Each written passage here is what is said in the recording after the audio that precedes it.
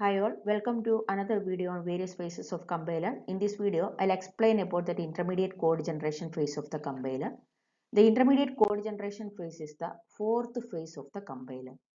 The previous phases are lexical analysis, the first phase. Second phase is syntax analysis.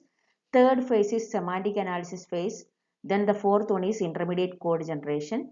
So the various phases of compiler is classified into that two categories, that is front end phases and back end phases. So the fourth phase, intermediate code generation phase, is considering as the last phase of the front end phases of compiler. And what operation it is performing at the intermediate code generation phase means it is transforming a source code into an equivalent intermediate representation. Before converting that source code, whatever we have written in a high level language to machine language, it is generating a intermediate representation. So that's why the intermediate representation will be acting as a bridge between high level source language and the lower level machine code. Then why it is using that, or why it is generating IR in between high level and machine code means the IR is easier to manipulate and optimize before converting it to machine code. അതായത് നമ്മുടെ machine കോഡിലേക്ക് എത്തുന്നതിന് മുമ്പ് ആ machine കോഡിന്റെ ജനറേഷനെ ഈസിയായിട്ട് manipulate ചെയ്യാനും optimise ചെയ്യാനും, അതായത് ഒപ്റ്റിമൈസ്ഡ് ആയിട്ടുള്ള ഒരു കോഡ് ജനറേറ്റ് ചെയ്യാനും വളരെ ഹെൽപ്പ് ചെയ്യുന്ന ഒരു ഔട്ട്പുട്ടാണ് intermediate representation generated by the intermediate code generation phase of the compiler. പിന്നെ ഒരു ഡയഗ്രാമാറ്റിക് റെപ്രസെന്റേഷൻ ആണ്. ഇത് സോഴ്സ് കോഡിലാണ് നമ്മൾ സ്റ്റാർട്ട് ചെയ്യുന്നത് കമ്പൈലേഷൻ. ടാർഗറ്റ് കോഡാണ് ആക്ച്വലി ജനറേറ്റ് ചെയ്യേണ്ടത്. കമ്പൈലേഷന് ശേഷമുള്ള ഔട്ട്പുട്ട് എന്നുള്ളത് ടാർഗറ്റ് കോഡാണ്. Target code which is specific to a machine ആണ്. But in between it is generating a code that is intermediate code അല്ലെങ്കിൽ ഇന്റർമീഡിയറ്റ് റെപ്രസെന്റേഷൻ എന്ന് നമുക്ക് അതിനെ പറയാൻ പറ്റും. So this is the intermediate representation. Then the IR എന്ന് പറയുന്നത് അല്ലെങ്കിൽ ഇന്റർമീഡിയറ്റ് റെപ്രസെന്റേഷൻ എന്ന് പറയുന്നത് it is not machine code but it is similar than the original high level കോഡാണ്. അത് നമ്മൾ എഴുതുന്ന പൈത്തൺ, ജാവ അല്ലെങ്കിൽ C++ എന്നുള്ളത് ഇംഗ്ലീഷ് ലൈക്ക് സ്റ്റേറ്റ്മെന്റ്സ് ആണ്. അത് ഒരിക്കലും മെഷീൻ അണ്ടർസ്റ്റാൻഡബിൾ ഫോർമാറ്റിലല്ല ഉള്ളത്. അപ്പം മെഷീൻ അണ്ടർസ്റ്റാൻഡബിൾ ഫോർമാറ്റിലാകുന്നതിന് മുമ്പ് തന്നെ ആ കോഡിനെ ഒന്ന് സിംപ്ലിഫൈ എന്നാണ് ഇന്റർമീഡിയറ്റ് റെപ്രസെന്റേഷൻ ജനറേറ്റ് ചെയ്യുന്ന വഴി ചെയ്യുന്നത്. ഇനി what are the various advantages of intermediate code generation? The intermediate code generation advantage, it provides portability. Either the same IR can be used for different target machines. നമുക്ക് ഏതെങ്കിലും തരത്തിലുള്ള അതായത് നമ്മളിപ്പോൾ Windows operating സിസ്റ്റത്തിലാണ് നമ്മൾ വർക്ക് ചെയ്യുന്നതെങ്കിൽ ആ Windows operating സിസ്റ്റത്തിൽ നിന്ന് ജനറേറ്റ് ചെയ്തിരിക്കുന്ന ഇന്റർമീഡിയറ്റ് റെപ്രസെന്റേഷൻ നമുക്ക് വേണമെങ്കിൽ മാക് സിസ്റ്റത്തിലോ ലിനക്സ് സിസ്റ്റത്തിലോ നമുക്ക് യൂട്ടിലൈസ് ചെയ്യാൻ പറ്റും. ഇപ്പോൾ ഈ ഒരു ഫീച്ചർ നിങ്ങൾക്ക് കാണാൻ പറ്റുന്നത് ജാവ എന്ന പ്രോഗ്രാമിംഗ് ലാംഗ്വേജ് നിങ്ങൾ പഠിച്ചപ്പം ആ ജാവ പ്രോഗ്രാമിംഗ് ലാംഗ്വേജിന്റെ ഒരു കേപ്പബിലിറ്റി ആയിരുന്നു പോർട്ടബിലിറ്റി എന്നുള്ളത്. പ്ലാറ്റ്ഫോം ഇൻഡിപെൻഡന്റ് ആൻഡ് പോർട്ടബിലിറ്റി എന്ന് പറയുന്നത്. അപ്പോൾ ആ പോർട്ടബിലിറ്റി ജനറേറ്റ് ചെയ്യുന്നത് ഈ പറഞ്ഞ ഇന്റർമീഡിയറ്റ് കോഡ് ജനറേഷൻ അല്ലെങ്കിൽ intermediate code generation phase of the കമ്പൈലറിന്റെ ടാസ്ക് വഴിയാണ് അവിടെ പോർട്ടബിലിറ്റി ജനറേറ്റ് ചെയ്യുന്നത്. ഇനി അതുപോലെ facilitates optimisation, that is IR makes it easier to apply code optimisation technique. അതായത് കോഡ് ഒപ്റ്റിമൈസേഷൻ എന്ന് പറയുന്നത് മിനിമം നമ്പർ ഓഫ് കോഡിൽ നമുക്ക് മാക്സിമം ഔട്ട്പുട്ട് ജനറേറ്റ് ചെയ്യുക എന്നുള്ളതാണ് ഒപ്റ്റിമൈസേഷൻ എന്നതുകൊണ്ട് ഉദ്ദേശിക്കുന്നത്. അപ്പോൾ നമ്മൾ ഹ്യൂമൻ ബീങ് എഴുതുന്ന കോഡിൽ എന്തെങ്കിലുമൊക്കെ നമ്പർ ഓഫ് ലൈൻസ് അൺനെസസറി ആയിട്ട് നമ്മൾ ഇൻക്രീസ് ചെയ്യാനോ അല്ലെങ്കിൽ അൺനെസസറി ആയിട്ടുള്ള ടാസ്ക് ഇംപ്ലിമെന്റേഷൻ നടത്തുന്നൊക്കെ സിറ്റുവേഷൻസ് ഒക്കെ ഉണ്ടാവും. അപ്പോൾ അങ്ങനെ വരുമ്പം അതിനെ ഒന്ന് ഒപ്റ്റിമൈസ് ചെയ്യാൻ വേണ്ടി ഇന്റർമീഡിയറ്റ് കോഡ് ജനറേഷൻ ഫേസിലെ ഇന്റർമീഡിയറ്റ് കോഡിന് പറ്റാറുണ്ട്. It facilitates optimisation. Then next one is it simplifies code generation. The last phase of the compiler ആണ് code generation. അപ്പോൾ code generation ടാസ്ക് എന്നത് ഫൈനൽ ആയിട്ടുള്ള ടാർഗറ്റ് കോഡിനെ ജനറേറ്റ് ചെയ്യുക എന്നുള്ളതാണ്. അപ്പം അങ്ങനെ ഒരു ടാർഗറ്റ് കോഡ് ജനറേറ്റ് ചെയ്യുന്നതിന് മുമ്പ് ആ ടാർഗറ്റ് കോഡ് ജനറേഷനെ സിംപ്ലിഫൈ ചെയ്യാൻ വേണ്ടി ഈ പറഞ്ഞിരിക്കുന്ന ഇന്റർമീഡിയറ്റ് കോഡിന് കേപ്പബിൾ ആണ്, അല്ലെ ഇന്റർമീഡിയറ്റ് കോഡ് അത് ചെയ്യാൻ വേണ്ടി ഹെൽപ്പ് ചെയ്യുന്നു എന്നുള്ളൊരു കേസും കൂടി ഉണ്ട്. So these are the various advantages of intermediate code generation, that is it provides portability, facilitate optimization and simplifies code generation. Then you have to understand what are the various characteristics of intermediate code. It is simple and abstract compared to the high level program, high level language program. It is very simple and it is very abstract. And the second one is structured representation. That means there is a structure. According to that structure, it is formulating that intermediate representation.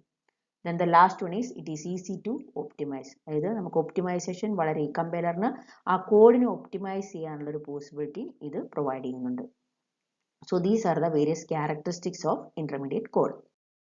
Next you have to learn what are the various forms of intermediate code representation or intermediate representation. These are the various forms. Total 4 forms are there. Postfix notation, syntax tree, director acyclic graph, tree address code. We can go detail about each one. The first one is postfix notation. So you have already studied what is postfix notation in the subject data structure.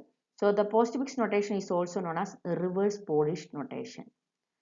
So actually it is a mathematical notation in which operators follow their operands. നമ്മൾ ഓപ്പറേറ്റേഴ്സിൻ്റെ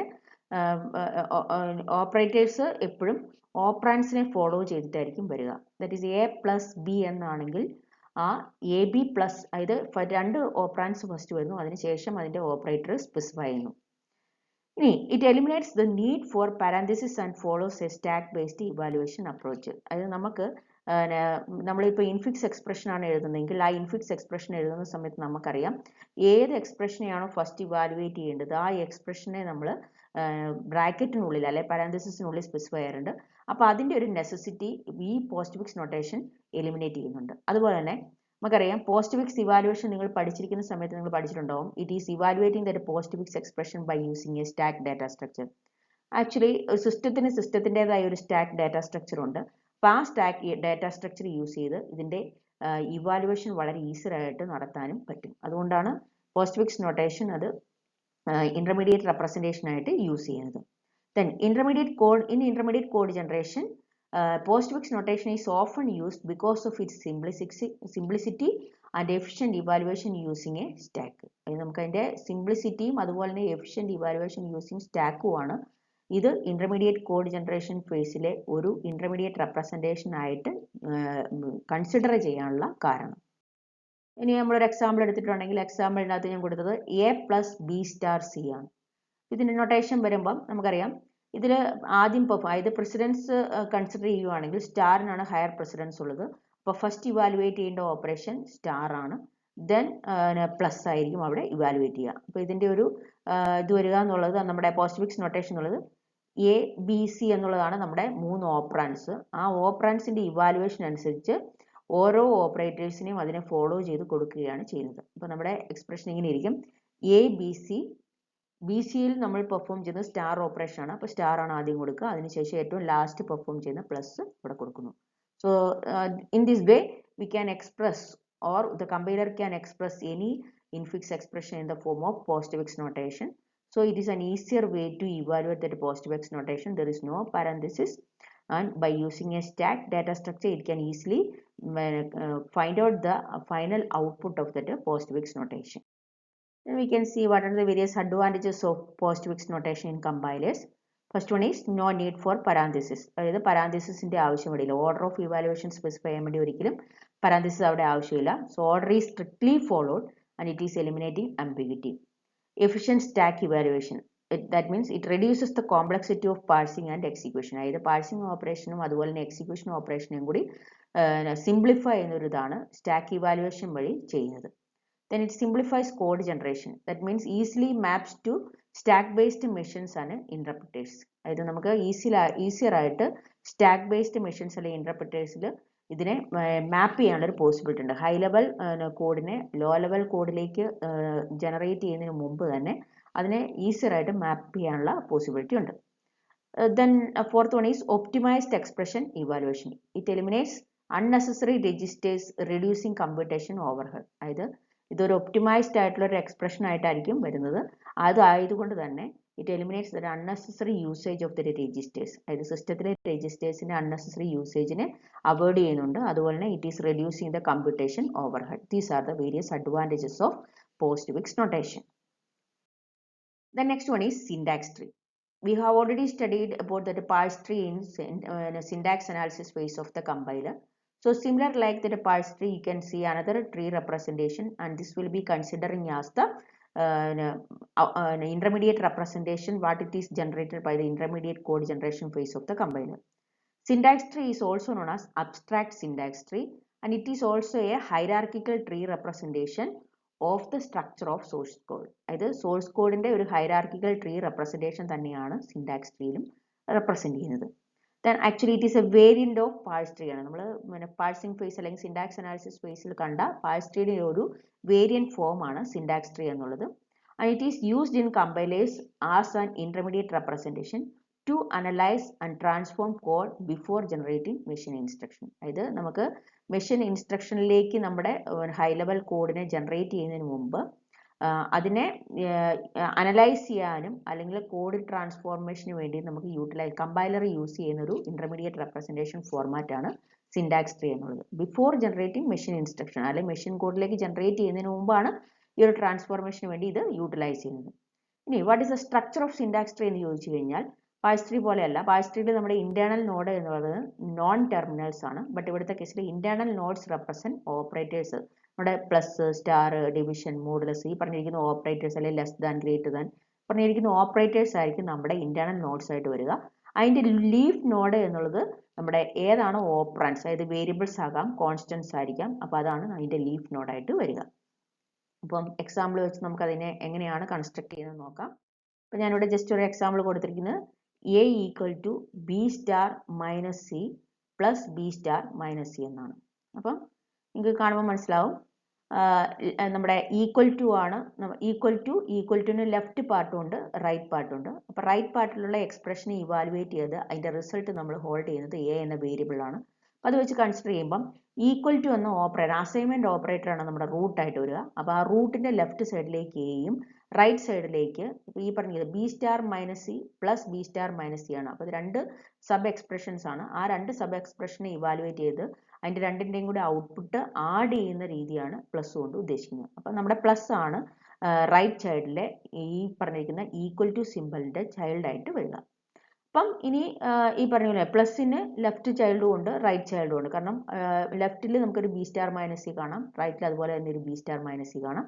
അപ്പം പ്ലസിന്റെ left സൈഡിലേക്ക് star ആണ്, സ്റ്റാറിന്റെ left സൈഡിൽ ബിയും right സൈഡിൽ unary minus എന്നുള്ളൊരു operator ഉണ്ട്. Unary minus apply ചെയ്യുന്നത് സി എന്ന ഓപ്പറാൻഡിലാണ്.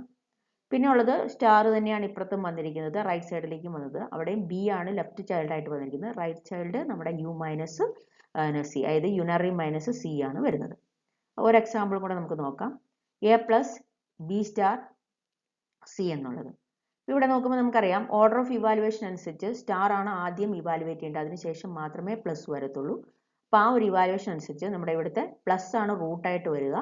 സോ റൂട്ട് എൻ്റെ കേസിൽ പ്ലസിൻ്റെ ലെഫ്റ്റ് സൈഡിലേക്ക് എ വരുന്നു, റൈറ്റ് സൈഡിലുള്ള ബി സ്റ്റാർ സി എന്നുള്ളതിനെ ഇവാലുവേറ്റ് ചെയ്ത് കിട്ടുന്ന റിസൾട്ട് പ്ലസ് ചെയ്യുന്നത് എയോടാണ്. അപ്പോൾ അത് റെപ്രസെന്റ് ചെയ്യാൻ. അപ്പോൾ പ്ലസിന്റെ റൈറ്റ് സൈഡ് എന്ന് പറയുന്നത് സ്റ്റാർ ആണ്, സ്റ്റാറിന് ലെഫ്റ്റ് ചൈൽഡും റൈറ്റ് ചൈൽഡും ഉണ്ട്, ദാറ്റ് ഈസ് ബി സി ആണ് രണ്ട് ലെഫ്റ്റ് ചൈൽഡും റൈറ്റ് ചൈൽഡും ആയിട്ട് വരുന്നത്. So in this way we can construct that any expressions notation by using a syntax tree representation. Then next form is directed acyclic graph. Next intermediate representation. So it is also a graphical representation ആണ്. അതായത് നമ്മുടെ syntax tree പോലെ തന്നെ ഒരു graphical representation which is generated by intermediate code generation phase of the compiler ആണ്. And it is used to optimise code by identifying common sub expressions, reducing redundant computations and improving efficiency. അതായത് ഇതിന്റെ ഒരു task എന്നുള്ളത് common sub എക്സ്പ്രഷൻസിനെ identify ചെയ്യുക, എന്നിട്ട് ആ common sub expressions repeated number of times വന്നിട്ടുണ്ടെങ്കിൽ ആ റിഡൻഡൻസി ഒഴിവാക്കിയിട്ട് നമുക്ക് കമ്പ്യൂട്ടേഷൻ്റെ ആ റിഡൻഡൻസി നമുക്ക് ഒഴിവാക്കാൻ പറ്റും. അതുപോലെ by reducing that redundant computation it can improve the efficiency ആണ്. അപ്പോൾ ഇത്രയും കാര്യങ്ങളാണ് DAG വഴി നമുക്ക് ചെയ്യാൻ പറ്റുന്നത്. It is identifying common sub expression and it is reducing the redundant computation and also it is improving the efficiency. Then it represents expressions in a structured form that helps in generating optimized intermediate code. അതായത് നമുക്ക് optimised ആയിട്ടുള്ള intermediate code generate ചെയ്യാൻ വേണ്ടി ഒരു structured form ആയിട്ടാണ് ഓരോ എക്സ്പ്രഷനെയും ഇത് represent ചെയ്യുന്നത്. It gives the same information of syntax tree but in a more compact way. അതായത് നമ്മൾ സിന്റാക്സ് ട്രീയിൽ കണ്ട പോലെ തന്നെ ഉള്ള ഒരു സെയിം ഇൻഫോർമേഷൻ തന്നെയാണ് ഡയറക്റ്റഡ് അസൈക്ലിക് ഗ്രാഫിലും വരുന്നത്. അതായത് സിന്റാക്സ് ട്രീ പോലെ തന്നെ ഒരു ഗ്രാഫിക്കൽ റെപ്രസെന്റേഷൻ ആണ്. ബട്ട് നമ്മളിപ്പോൾ ഈ പറഞ്ഞിരിക്കുന്ന ഡയറക്റ്റ് അസൈക്ലിക് ഗ്രാഫിലേക്ക് വരുമ്പോൾ ഇൻഫോർമേഷൻ വളരെ കോമ്പാക്ട് ഫോമിലായിരിക്കും നമുക്ക് കാണാൻ പറ്റും. It is also known as variant of syntax tree. ഇതൊരു സിൻടാക്സ് ട്രീയുടെ ഒരു വേരിയന്റ് ഫോം ആണ്. അപ്പോൾ അതുകൊണ്ട് നമുക്കിതിനെ ഒരു വേരിയന്റ് ഓഫ് സിൻടാക്സ് ട്രീ എന്ന് നമുക്കിതിനെ പറയാം. Then DAGയുടെ കേസിൽ DAG has leaves corresponding to atomic operands and interior node corresponding to operators. നമ്മുടെ സിൻടാക്സ് ട്രീ പോലെ തന്നെയാണ് ഇവിടുത്തെ ലീഫ് നോഡ് എന്നുള്ളത് അറ്റോമിക് ഓപ്പറാൻസ് ആണ്, സിംഗിൾ ആയിട്ടുള്ള ഓപ്പറാൻസ് ആണ്. ഇന്റീരിയർ നോഡ്സ് എന്ന് പറയുന്നത് കറസ്പോണ്ടിങ് ടു ഓപ്പറേറ്റേഴ്സ് ആണ്. ഇനി what are the various differences between DAG and syntax tree എന്ന് ചോദിച്ചു കഴിഞ്ഞാൽ node n in a DAG has more than one parent if n represents a common sub expression. ഇത് syntax ട്രീയിൽ ഒരു നോഡിന് ഒരു പേരൻ്റ് ഉണ്ടാവും. ബട്ട് DAGയിൽ ഓരോ നോഡ്, ഇപ്പം ഒരു നോഡ് എന്നുള്ളത് ഒരു കോമൺ സബ് എക്സ്പ്രഷൻ ആണെങ്കിൽ, അതായത് ഒന്നിൽ കൂടുതൽ പ്രാവശ്യം റിഡൻഡൻ്റ് ആയിട്ട് വന്നിരിക്കുന്ന ഒരു എക്സ്പ്രഷൻ ആണെങ്കിൽ ആ എക്സ്പ്രഷൻ ഒന്നിൽ കൂടുതൽ പേരൻ്റ് ഉണ്ടാകാനുള്ള പോസിബിലിറ്റി ഉണ്ട്. ഇനി അത് സിൻടാക്സ് ട്രീയിലാണ് ഇപ്പോൾ ഒന്നിൽ കൂടുതൽ ഒരേ കോമൺ സബ് എക്സ്പ്രഷൻ ഒന്നിൽ കൂടുതൽ പ്രാവശ്യം ഒരു സിൻടാക്സ് ട്രീയിലാണ് നമ്മൾ റെപ്രസെൻ്റ് ചെയ്യുന്നതെങ്കിൽ the syntax tree, the tree for the common sub expression will be replicated as many times as the sub expression appears. അതായത് എത്ര പ്രാവശ്യം ആ സബ് എക്സ്പ്രഷൻ നമ്മുടെ എക്സ്പ്രഷനുള്ളിൽ വന്നിട്ടുണ്ടോ അത്രയും പ്രാവശ്യം അതിൻ്റെ ട്രീ റെപ്രസെൻറ്റേഷനോടെ റിപ്പീറ്റ് ചെയ്തുകൊണ്ടേ ഇരിക്കും. അതാണ് DAGയും സിൻടാക്സ് ട്രീയും തമ്മിലുള്ള വ്യത്യാസം. നിങ്ങൾക്ക് ഡയഗ്രാമാറ്റിക് റെപ്രസെൻറ്റേഷൻ കാണുമ്പോൾ കുറച്ചും കൂടെ മനസ്സിലാകും. നമുക്കൊരു എക്സാമ്പിൾ എടുക്കാം. സെയിം എക്സാമ്പിൾ തന്നെ നമ്മൾ സിൻടാക്സ് ട്രീ വരച്ച അതേ സെയിം എക്സാമ്പിൾ തന്നെയാണ്. A equal to B star minus C plus B star minus C തന്നെയാണ് ഞാൻ എടുത്തത്. അപ്പോൾ അതിൻ്റെ ഓൾറെഡി നമ്മൾ സിൻടാക്സ് ട്രീ നമ്മൾ നേരത്തെ വരച്ചതാണ്. ഈ സിൻടാക്സ് ട്രീ ഇപ്പം നമ്മൾ നോക്കുവാണെങ്കിൽ നിങ്ങൾക്കറിയാം B star minus C എന്നുള്ള ആ ഒരു എക്സ്പ്രഷൻ നമ്മുടെ ഇവിടുത്തെ കോമൺ സബ് എക്സ്പ്രഷൻ ആണ്. അപ്പോൾ ആ കോമൺ സബ് എക്സ്പ്രഷൻ ഇവിടെ 2 പ്രാവശ്യം വന്നിട്ടുണ്ട്. നിങ്ങൾ സിൻടാക്സ് ട്രീയിൽ നോക്കുക, അതിൻ്റെ ട്രീ റെപ്രസെൻറ്റേഷൻ ഇവിടെ 2 പ്രാവശ്യം റിപ്ലിക്കേറ്റ് ചെയ്തിട്ടുണ്ട്, 2 പ്രാവശ്യം റിപ്പീറ്റ് ചെയ്ത് വന്നിട്ടുണ്ട്. ബട്ട് അത് നമ്മുടെ DAGക്കകത്ത് വരുമ്പം ഈ ഒരു എക്സ്പ്രഷൻ, അതായത് B star minus C എന്ന എക്സ്പ്രഷൻ ഒറ്റ പ്രാവശ്യം മാത്രമേ വരത്തുള്ളൂ. അത് വരുന്നതെന്ന് പറയുന്നത് ഇപ്പം പ്ലസിൻ്റെ ഒരു സൈഡിലേക്ക് B star minus C, പ്ലസിൻ്റെ അടുത്ത സൈഡിലേക്കും B star minus C ആണ്. അപ്പം അതിൻ്റെ പേരൻറ്റ് പ്ലസ് തന്നെയാണ്. അപ്പോൾ ഈ B star minus Cക്ക് അതായത് പ്ലസിൻ്റെ 2 ഒക്കറൻസസ് ആയിരിക്കും അവിടെ വരിക, 2 പേരൻറ്റ്. അപ്പോൾ ആ പേരൻറ്റ് റെപ്രസെൻറ്റേഷൻ നമ്മൾ സ്പെസിഫൈ ചെയ്യുന്നത് എഡ്ജസ് വരച്ചിട്ടാണ്. നിങ്ങൾക്ക് നോക്കാം, കണ്ടോ. ബാക്കി A നമ്മൾ ഈക്വൽ ടുവിൻ്റെ ലെഫ്റ്റ് സൈഡിലേക്ക് നമ്മൾ A കൊടുത്തു, റൈറ്റ് സൈഡിൽ നമ്മൾ പ്ലസ് ആണ് കൊടുത്തത്. ഇനി ഈ പ്ലസിൻ്റെ താഴെ നമുക്ക് 2 പ്രാവശ്യം B star minus C, അതായത് ലെഫ്റ്റ് ചൈൽഡായിട്ടും റൈറ്റ് ചൈൽഡായിട്ടും 2 പ്രാവശ്യം B star minus C ആണ് വരേണ്ടത്. അതിന് പകരം നമ്മൾ സ്റ്റാർ എന്ന ഓപ്പറേറ്ററിൻ്റെ താഴേക്ക് B യുണറി മൈനസ് C എന്നുള്ളത് ഒരു പ്രാവശ്യമേ നമ്മൾ ആ ഒരു കോമൺ സബ് എക്സ്പ്രഷനെ റെപ്രസെൻറ്റ് ചെയ്തിട്ടുള്ളൂ. എന്നിട്ട് അതിന് ഈ പ്ലസ് തന്നെ അതിൻ്റെ പേരൻറ്റ് 2 പ്രാവശ്യം, അതായത് ഒന്നിൽ കൂടുതൽ പ്രാവശ്യം ഈ പ്ലസിൻ്റെ ഒക്കറൻസ് വന്നു എന്ന് കാണിക്കാൻ വേണ്ടിയാണ് ഈ എഡ്ജസ് അവിടെ വരച്ചിരിക്കുന്നത്. അപ്പോൾ കാണുക, ഇവിടെയാണെങ്കിൽ റിപ്ലിക്കേറ്റഡ് നമ്പർ ഓഫ് ടൈംസ് ആ B star minus C വന്നിട്ടുണ്ട്. പക്ഷേ ഇവിടെ സിംഗിൾ ടൈം മാത്രമേ B star minus C വന്നിട്ടുള്ളൂ. അപ്പോൾ ഇതാണ് DAGയുടെ ഒരു എക്സ്പ്ലനേഷൻ എന്നുള്ളത്. നമുക്കതുപോലെ തന്നെ നിങ്ങൾക്ക് ഒരു എക്സാമ്പിൾ ആയിട്ട് ഇത് വേണമെങ്കിൽ ഒന്ന് ട്രൈ ചെയ്ത് നോക്കാം. Construct DAG for the following ആണ്. ഇവിടെ നിങ്ങൾക്ക് കാണാം A plus A into B minus C plus B minus C into D. ഇവിടെ നോക്കുമ്പോൾ നിങ്ങൾക്ക് A ഒരു കോമൺ സബ് എക്സ്പ്രഷൻ ആണ്. അതായത് A ഇവിടെയും വന്നിട്ടുണ്ട്, ഇവിടെയും വന്നിട്ടുണ്ട്. Then B star minus C എന്നുള്ളതും അടുത്ത കോമൺ സബ് എക്സ്പ്രഷൻ ആണ്. അപ്പോൾ ടോട്ടൽ നമുക്ക് 2 കോമൺ സബ് എക്സ്പ്രഷൻസ് ആണ് വന്നിരിക്കുന്നത്. അതിൻ്റെ ടോട്ടൽ ഒക്കറൻസ് എന്ന് പറയുന്നത് 4 പ്രാവശ്യം ഉണ്ട്. അതായത് A 2 പ്രാവശ്യം ഉണ്ട്, B മൈനസ് C 2 പ്രാവശ്യം വന്നിട്ടുണ്ട്. ഇനി അടുത്ത expression x plus y minus x plus y into x minus y plus x plus y into x minus y. ഇതാണ് നമുക്ക് വന്നിരിക്കുന്നത്. അപ്പോൾ ഇതൊരു സൈഡാണ്, ഇത് അടുത്ത സൈഡാണ്. പ്ലസ് ആയിരിക്കും നമ്മുടെ റൂട്ടായിട്ട് വരിക. പ്ലസിൻ്റെ ലെഫ്റ്റ് സൈഡിലും ഒരു എക്സ്പ്രഷൻ വന്നിട്ടുണ്ട്, റൈറ്റ് സൈഡിലും എക്സ്പ്രഷൻ വന്നിട്ടുണ്ട്. അപ്പോൾ അവിടെ വന്നിരിക്കുന്ന നമ്മുടെ സബ് എക്സ്പ്രഷൻ എന്ന് പറയുന്നത് എക്സ് പ്ലസ് വൈയും എക്സ് മൈനസ് വൈയും ഉണ്ട്. ലെഫ്റ്റ് പാർട്ടിലും വന്നിട്ടുണ്ട്, റൈറ്റ് പാർട്ടിലും വന്നിട്ടുണ്ട്. അപ്പോൾ അതെങ്ങനെ വരയ്ക്കാമെന്നുള്ളത് ഞാൻ ജസ്റ്റ് ഒന്ന് കാണിച്ചു തരാം. നിങ്ങൾ ട്രൈ ചെയ്ത് നോക്കുക. നിങ്ങൾക്ക് ഡൗട്ട് ഉണ്ടെങ്കിൽ നിങ്ങൾ വരച്ചതിന് ശേഷം മാത്രം നോക്കുക. അപ്പോൾ A plus A star into B minus C plus B minus C into D ആണ്. അപ്പോൾ ഇവിടുത്തെ കേസിൽ നമ്മുടെ പ്ലസ് ആണ് നമ്മുടെ റൂട്ടായിട്ട് വരിക. ആ പ്ലസിൻ്റെ ഒരു സൈഡിലേക്ക് നമുക്ക് ഈ പറഞ്ഞിരിക്കുന്ന പോലെ A plus A star into B minus C ആണ് വരുന്നത്. അപ്പോൾ നമ്മൾ പ്ലസിൻ്റെ ലെഫ്റ്റ് സൈഡിലേക്ക് ഈ പ്ലസ് ആണ് പോയിരിക്കുന്നത്. അപ്പോൾ നമ്മൾ ആ പ്ലസിനെ വരച്ചു. ആ പ്ലസിൻ്റെ ലെഫ്റ്റ് ചൈൽഡായിട്ട് A വന്നു. അതുപോലെ തന്നെ റൈറ്റ് സൈഡിലും നമുക്ക് ഈ പറഞ്ഞിരിക്കുന്നത് സ്റ്റാർ ആണ് വന്നിരിക്കുന്നത്. ആ സ്റ്റാറിൻ്റെ ലെഫ്റ്റ് ചൈൽഡായിട്ട് എ തന്നെയാണ് വന്നിരിക്കുന്നത്. അപ്പോൾ എക്ക് ഒരു ഒക്കറൻസേ ഉള്ളൂ. ഇതുവഴി ഒരു എഡ്ജ് നമ്മൾ സ്പെസിഫൈ ചെയ്തു. അടുത്ത ഈ സ്റ്റാറിൻ്റെ സൈഡിൽ നിന്നും ഒരു എഡ്ജ് റെപ്രസെൻറ്റ് ചെയ്തപ്പം ആ എയുടെ 2 ഒക്കറൻസ് നമുക്ക് കാണാൻ പറ്റി. ഇനി സ്റ്റാറിൻ്റെ റൈറ്റ് സൈഡ് എന്നുള്ളത് ബി മൈനസ് സി ആണ്. അപ്പം സ്റ്റാറിൻ്റെ റൈറ്റ് സൈഡിലേക്ക് മൈനസ് വരച്ചു. ദെൻ ബി ആണ് അതിൻ്റെ ലെഫ്റ്റ് ചൈൽഡ്, സി ആണ് അതിൻ്റെ റൈറ്റ് ചൈൽഡ് എന്നുള്ളത്. ഇനി അതുപോലെ ഈ പ്ലസിൻ്റെ റൈറ്റ് സൈഡിൽ നിങ്ങൾക്ക് കാണാൻ പറ്റും B minus C into D ആണ്. അപ്പം സ്റ്റാറിൻ്റെ ഒരു സൈഡിൽ നമുക്ക് ബി മൈനസ് സി തന്നെയാണ് വരുന്നത്. അപ്പോൾ സെയിം ഓൾറെഡി ഉണ്ടായിരുന്ന ബി മൈനസ് സിയിലേക്ക് ആ മൈനസ് ഓപ്പറേറ്ററിൻ്റെ അവിടേക്കാണ് നമ്മൾ എഡ്ജ് വരച്ചത്. അപ്പം അതിൻ്റെ ലെഫ്റ്റ് ചൈൽഡ് റൈറ്റ് ചൈൽഡ് നമ്മൾ ഓൾറെഡി മെൻഷൻ ചെയ്തിട്ടുണ്ട്. ഇനി സ്റ്റാറിൻ്റെ റൈറ്റ് ചൈൽഡ് എന്ന് പറയുന്നത് ഡി ആണ്. അപ്പോൾ ഡീനെയും കൂടെ നമ്മൾ വരയ്ക്കുന്നു. നിങ്ങൾ നോക്കുക, എയുടെ ഒക്കറൻസ് ഒരു പ്രാവശ്യമുള്ളൂ. ബി സി അതായത് ബി മൈനസ് സി എന്ന ഈ ഒരു എക്സ്പ്രഷൻ്റെ ഒക്കറൻസും ഒരു പ്രാവശ്യമേ വന്നിട്ടുള്ളൂ. അപ്പം അങ്ങനെ ഒരു കോമ്പാക്റ്റ് വേയിലായിരിക്കും നമ്മുടെ എക്സ്പ്രഷൻ ഡി എ ജിക്കകത്ത് റെപ്രസെൻറ്റ് ചെയ്യുക. നെക്സ്റ്റ് വൺ നമ്മളെ ഈ ഒരു എക്സ്പ്രഷനാണ്. ഈ എക്സ്പ്രഷനും അതേ രീതിയിൽ തന്നെ ഞാൻ ഫോർമുലേറ്റ് ചെയ്തിട്ടുണ്ട്. നിങ്ങൾ ജസ്റ്റ് ഒന്ന് നോക്കിയതിന് ശേഷം മാത്രം നിങ്ങളുടെ ഡൗട്ട് ഇവിടുന്ന് ക്ലിയർ ചെയ്യുക. അപ്പോൾ ഇവിടെ ഞാൻ പറഞ്ഞു ഇതാണ് നമ്മുടെ റൂട്ടായിട്ട് വരിക. ആ റൂട്ടിൻ്റെ സൈഡിലേക്ക് ഇതും ലെഫ്റ്റ് സൈഡിലേക്ക് ഇതും റൈറ്റ് സൈഡിലേക്ക് ഇതുമാണ് വരുന്നത്. അപ്പം ഇങ്ങനെ 2 തരത്തിലാണ് നമുക്ക് വരിക. അപ്പോൾ നിങ്ങൾ അത് വെച്ചിട്ട് വേണം കൺസിഡർ ചെയ്യാൻ വേണ്ടി. ഇപ്പോൾ പ്ലസ് നമ്മൾ കൊടുത്തു. പ്ലസിൻ്റെ ഒരു സൈഡ് നമ്മൾ ഇത് കണ്ടോ, ഇവിടെ ഇത് 2 ഗ്രൂപ്പ് ചെയ്തിട്ടുണ്ട്. അതുകൊണ്ട് തന്നെ എക്സ് പ്ലസ് വൈ അതായത് മൈനസിൻ്റെ അതായത് പ്ലസിൻ്റെ ലെഫ്റ്റ് ചൈൽഡ് വരിക മൈനസ് ആണ്, മൈനസിൻ്റെ ലെഫ്റ്റ് ചൈൽഡ് വരിക എക്സ് പ്ലസ് വൈ ആണ്. അതിൻ്റെ റൈറ്റ് ചൈൽഡും വരുന്നുണ്ട്, റൈറ്റ് സൈഡിലും വരുന്നുണ്ട്.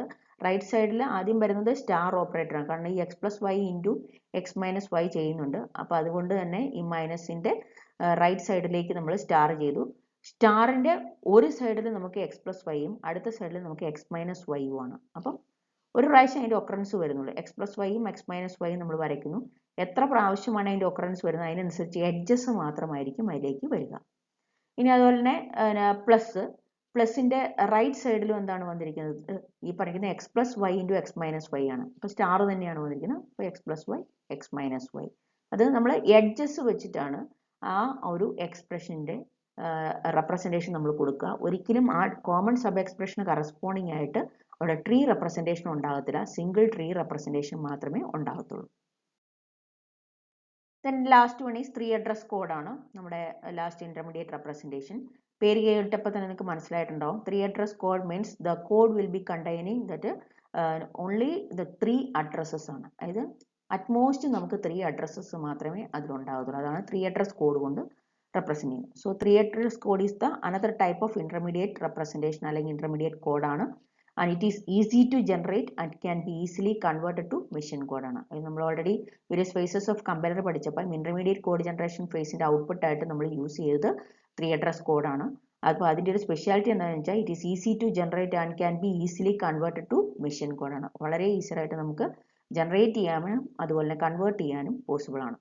It makes use of at most 3 addresses and 1 operator to represent an expression. നമുക്ക് ഒരു എക്സ്പ്രഷനെ റെപ്രസെന്റ് ചെയ്യണമെന്നുണ്ടെങ്കിൽ അവിടെ നമുക്ക് മാക്സിമം 3 അഡ്രസ്സസേ യൂസ് ചെയ്യാൻ പറ്റത്തുള്ളൂ. അതുപോലെ തന്നെ 1 operator at the right side of the assignment operator നമുക്ക് 1 ഓപ്പറേറ്റർ മാത്രമേ ഒരു എക്സ്പ്രഷനെ റെപ്രസെന്റ് ചെയ്യാൻ വേണ്ടി യൂസ് ചെയ്യാൻ പറ്റത്തുള്ളൂ. The value computed at each instruction is stored in temporary variable generated by compiler. നമുക്ക് എന്തെങ്കിലും ഒരു ഇന്റർമീഡിയറ്റ് റിസൾട്ട്സ് ഓരോ ഇൻസ്ട്രക്ഷൻ്റെ അകത്തുനിന്ന് ഇതൊരു കോംപ്ലക്സ് ഇൻസ്ട്രക്ഷനെയാണ് നമ്മൾ 3 അഡ്രസ് ഫോമിലേക്ക് കൺവേർട്ട് ചെയ്തെടുക്കുന്നത്. അങ്ങനെ കൺവേർട്ട് ചെയ്യുമ്പം ഇന്റർമീഡിയറ്റ് റെപ്രസെൻറ്റേഷൻ അല്ലെങ്കിൽ ഇന്റർമീഡിയറ്റ് റിസൾട്ട്സ് ഉണ്ടെങ്കിൽ ആ ഇന്റർമീഡിയറ്റ് റിസൾട്ട്സ് ഹോൾഡ് ചെയ്യാൻ വേണ്ടി കമ്പൈലർ എന്ത് ചെയ്യുന്നു, കമ്പൈലർ ജനറേറ്റർ ആയിട്ടുള്ള ടെമ്പററി വേരിയബിളിനെ ജനറേറ്റ് ചെയ്യും. അപ്പോൾ ഓരോ പ്രാവശ്യവും ഇന്റർമീഡിയറ്റ് റിസൾട്ട് ഹോൾഡ് ചെയ്യുമ്പോൾ കമ്പൈലർ ഓരോ ടെമ്പററി വേരിയബിളിനെ ജനറേറ്റ് ചെയ്യും. അതിലായിരിക്കും നമ്മുടെ ഇന്റർമീഡിയറ്റ് റിസൾട്ട്സ് ഹോൾഡ് ചെയ്യാം.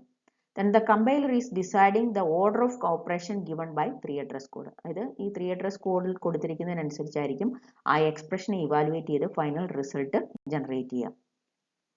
അപ്പം അതിൻ്റെ ഓർഡർ ഓഫ് ഇവാലുവേഷൻ കമ്പൈലറിന് ഇതുവഴി This is the general representation of the 3 address code. A equal to BOP C. ഇവിടെ നിങ്ങൾക്ക് കാണാൻ പറ്റും 3 അഡ്രസ്സസ് ആണുള്ളത്. A, B, C. ഒരു ഓപ്പറേറ്ററേ ഉള്ളൂ, that is OP. So where A, B or C represents the operands like names, constants or compiler generated temporaries, and O P represent any operator ആണ്. അപ്പം നമുക്ക് കമ്പൈലർ ജനറേറ്റഡ് ടെമ്പററി അടക്കമാണ് നമ്മൾ ആ 3 അഡ്രസ്സസിനെ പറഞ്ഞിരിക്കുന്നത്. അപ്പോൾ അവിടെ നെയിംസ് ആകാം, കോൺസ്റ്റൻസ് ആകാം, കമ്പൈലർ ജനറേറ്റഡ് ടെമ്പററീസും ആകാം. ഒരു എക്സാമ്പിൾ എടുത്തിട്ടുണ്ടെങ്കിൽ translate x plus y into z in 3 address code. അപ്പോൾ നിങ്ങൾക്ക് ഇതിൻ്റെ ഇവാലുവേഷൻ അനുസരിച്ച് നിങ്ങൾക്ക് അറിയാം സ്റ്റാർ ആണ് ഫസ്റ്റ് പെർഫോം ചെയ്യേണ്ട ഓപ്പറേഷൻ, അതിനുശേഷം മാത്രമേ പ്ലസ് പെർഫോം ചെയ്യുള്ളൂ. അപ്പോൾ ഇൻ്റർമീഡിയറ്റ് റിസൾട്ട്സ് വൈ ഇൻറ്റു ഇസഡിൻ്റെ റിസൾട്ട് ഹോൾഡ് ചെയ്യാൻ വേണ്ടി കമ്പൈലർ ജനറേറ്റർ ഒരു ടെമ്പററി വേരിയബിളിനെ ജനറേറ്റ് ചെയ്യും. അപ്പം ഇവിടെ T1 is the temporary variable, so T1 equal to y into z, then T2 equal to x plus T1. ഇത് T1ലുള്ള റിസൾട്ടിനോട് എക്സും കൂടി ആഡ് ചെയ്ത് കഴിഞ്ഞാൽ നമ്മുടെ ഫൈനൽ റിസൾട്ട് കിട്ടും. So this is the 3 address code representation of that expression x plus y into z. അതായത് നമുക്ക് കിട്ടിയിരിക്കുന്ന ഏത് കോംപ്ലക്സ് എക്സ്പ്രഷൻ ആണെങ്കിലും ആ കോംപ്ലക്സ് എക്സ്പ്രഷനെ 3 അഡ്രസ്സസ് മാത്രമുള്ളതും അതുപോലെ തന്നെ ഒരു ഓപ്പറേറ്റർ മാത്രമുള്ളതുമായ ഒരു എക്സ്പ്രഷൻ ഫോമിലേക്ക് കൺവേർട്ട് ചെയ്തിട്ട് കമ്പൈലറിനെ സിംപ്ലിഫൈ ചെയ്യുന്ന രീതിയാണ് 3 അഡ്രസ് കോഡിൽ വരുന്നത്. അപ്പോൾ ഇതിനകത്ത് T1, T2 എന്ന് പറയുന്നത് നമ്മുടെ കമ്പൈലർ ജനറേറ്റഡ് ടെമ്പററീസ് ആയിരിക്കും. അടുത്തൊരു എക്സാമ്പിൾ ആണ് A plus A into B minus C plus B minus C into D. ഇപ്പോൾ നിങ്ങൾക്കറിയാം ഇതിൻ്റെ ലെഫ്റ്റ് സൈഡിലും റൈറ്റ് സൈഡിലും നമുക്ക് ബി മൈനസ് സി ഉണ്ട്. പ്ലസിൻ്റെ ലെഫ്റ്റ് സൈഡും റൈറ്റ് സൈഡിലും നമ്മളിത് ഓൾറെഡി DAG ചെയ്തതാണ്. അപ്പോൾ അതിനെ ഇവാലുവേറ്റ് ചെയ്യും. T1 equal to B minus C. First evaluate ചെയ്യേണ്ടത് T1 equal to B minus C ആണ്. കിട്ടിയിരിക്കുന്ന റിസൾട്ടിനെ എയുമായിട്ട് മൾട്ടിപ്ലൈ ചെയ്യുക. അപ്പം T2 equal to A into T1. Then ഈ റിസൾട്ട് എന്ത് ചെയ്യണം, ഈ എയുമായിട്ട് ആഡ് ചെയ്യുക. So that is T3 equal to A plus T2 എന്ന് നമുക്ക് കിട്ടും. ഇനി ഈ പ്ലസിൻ്റെ റൈറ്റ് സൈഡും കൂടി ഇവാലുവേറ്റ് ചെയ്യുക. റൈറ്റ് സൈഡ് എന്ന് പറയുമ്പോൾ എന്താണ്, ഈ T1ലുള്ള റിസൾട്ടിനോട് ഡി മൾട്ടിപ്ലൈ ചെയ്ത് കഴിഞ്ഞാൽ റൈറ്റ് സൈഡും കിട്ടും. അപ്പോൾ എന്താണ് T4 equal to T1 into D. ഇനി നമുക്ക് എന്താണ് T3യിലുള്ളതും T4ലുള്ളതും കൂടി ആഡ് ചെയ്ത് കഴിഞ്ഞാൽ ഫൈനൽ റിസൾട്ട് ഒബ്റ്റെയിൻ ചെയ്യാൻ പറ്റും. So T5 equal to T3 plus T4. അപ്പോൾ എല്ലാം ഇതുകൊണ്ട് ഇതൊരു ലാർജ് എക്സ്പ്രഷൻ ആയിരുന്നു. ഇതിൻ്റെ അകത്ത് നമ്പർ ഓഫ് ഓപ്പറൻസും ഓപ്പറേറ്റേഴ്സും ഉണ്ടായിരുന്നു. ഇത് കൺവേർട്ട് ചെയ്ത് എടുത്തു കഴിഞ്ഞപ്പം നമ്പർ ഓഫ് ഇൻസ്ട്രക്ഷൻസ് വരും, അല്ലെങ്കിൽ നമ്പർ ഓഫ് കോഡ് വരും. ബട്ട് ആ ഓരോ കോഡും സിംപ്ലിഫൈഡ് കോഡാണ് വരുന്നത്. അപ്പം അതിനെ ഒരു വിത്തിൻ സെക്കൻഡ്സ് അല്ലെങ്കിൽ വിത്തിൻ സെക്കൻഡ്സ് അല്ല, കമ്പൈലറിൻ്റെ ട്രാൻസ്ലേഷന് ശേഷം സിസ്റ്റത്തിന് അത് വളരെ ഈസിയായിട്ടും വളരെ ഫാസ്റ്ററായിട്ടും എക്സിക്യൂട്ട് ചെയ്യാൻ പറ്റും. So these are the various forms of that intermediate representation which is generated by that intermediate code generation phase of the compiler. And when we are considering that these four, out of these four, the most commonly used intermediate representation is 3 address code. So the various compilers, it is using that intermediate representation of the source code is 3 address code ആണ്. അപ്പോൾ 3 address code ആണ് ഏറ്റവും common ആയിട്ട് use ചെയ്യുന്ന ഒരു intermediate representation. So എല്ലാവരും നല്ലോണം പഠിക്കുക. ഇതാണ് ഇൻ്റർമീഡിയറ്റ് കോഡ് ജനറേഷൻ ഫേസ് എന്നതുകൊണ്ട് ഉദ്ദേശിക്കുന്നത്. Thank you all.